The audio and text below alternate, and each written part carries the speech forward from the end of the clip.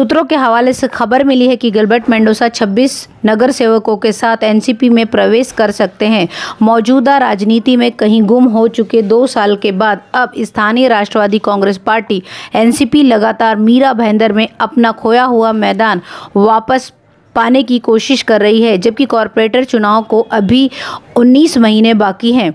NCP जो 2017 के चुनाव के दौरान मीरा भाईंदर नगर पालिका एमबीएमसी में 27 सीटों में से 0 पर आ गई थी, इसलिए अभी के हालात देखकर यही लग रहा है कि वह चुनाव के पहले से ही घर वापसी की शुरुआत कर रही है। घर वापसी अभियान उनके पूर्व पार्टी सहयोगियों का स्वागत करने के लिए जो अन्य राजनीतिक संगठनों विशेष रूप से भारतीय जनता पार्टी के गठबंधनों में कूद गए थे। पूर्व एनसीपी नेता महापौर निर्मला सांवले और पूर्व नगरपालिका पार्षद डॉक्टर आसिफ शेख, पदाधिकारी और कार्यकर्ता एक समारोह में राज्य राष्ट्रीय कांग्रेस पार्टी अध्यक्ष जयंत पाटिल और अन्य वरिष्ठ नेताओं की मौजूदगी में अपनी पार्टी में लौट आए हैं। वहीं सांवले शिवसेना में शामिल हो गई थी और बाद में वह कांग्रेस में आ गई हैं।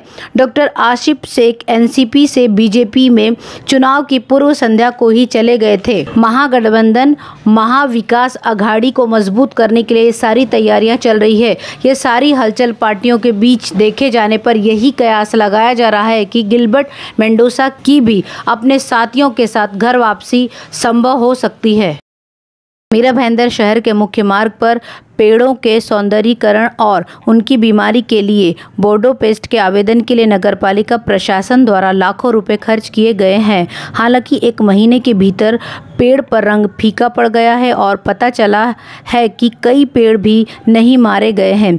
मानसून के मौसम में की समाप्ति के बाद 2 महीने के भीतर मीरा भाईंदर नगरपालिका ने पेड़ों के सौंदर्यीकरण के काम को अंजाम दिया और उनकी खराबी की रोकथाम के लिए बोर्डो पेस्ट के अनुप्रयोग को लागू किया। यदि बोर्डो पेस्ट को चूने और दवा के साथ मिलाकर पौधों पर लगाया जाता है, जो पौधे अन्य बीमारियों से संक्रमित नहीं होंगे।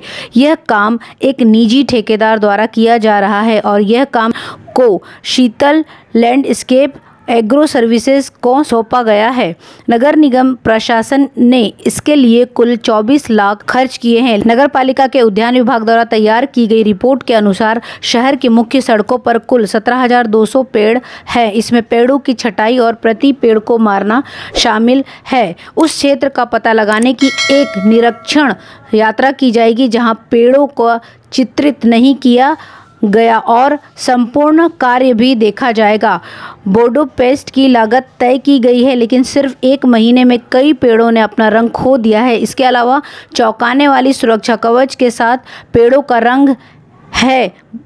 बड़े पेड़ों के साथ साथ शहर के अंदर के पेड़ भी नहीं आए हैं, इसलिए पेड़ों की संख्या को देखते हुए यह पता चला है कि कार्य पूरा नहीं हुआ है। भले ही नगर पालिका के सभी पेड़ों के लिए राशि दे दी गई हो, लेकिन यह आरोप भी लग रहा है कि प्रशासन द्वारा जो उसकी गुणवत्ता थी उसको नज़रअंदाज किया गया है और अभी भी बहुत सारे पेड़ इंतज़ार कर रहे हैं सौंदर्यीकरण के लिए।